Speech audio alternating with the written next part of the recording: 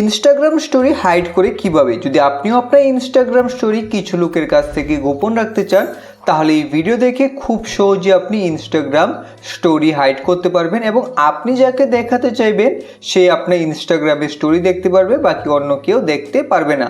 তাহলে সেই সেটিংস আপনি কিভাবে করবেন, তো চলুন এখন আমরা দেখে নিই। তো এর জন্য আপনাকে সবার প্রথমেই ইনস্টাগ্রামকে ওপেন করতে হবে।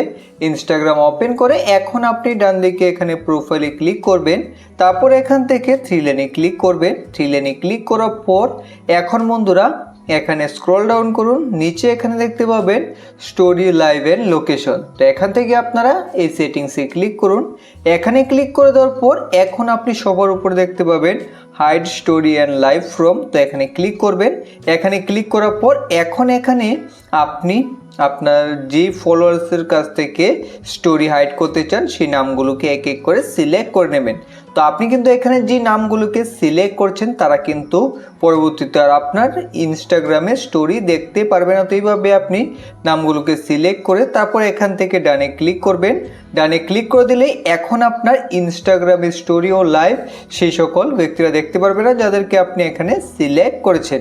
তো এখন আপনি একটা ইনস্টাগ্রামের নতুন স্ট্যাটাস বা স্টোরি লাগিয়ে চেক করুন, দেখতে পাবেন সেই স্টোরি আপনি যাদের নাম সিলেক্ট করেছেন তারা আর দেখতে পারবে না। তো এইভাবে আপনি ইনস্টাগ্রাম স্টোরি হাইড করতে পারবেন।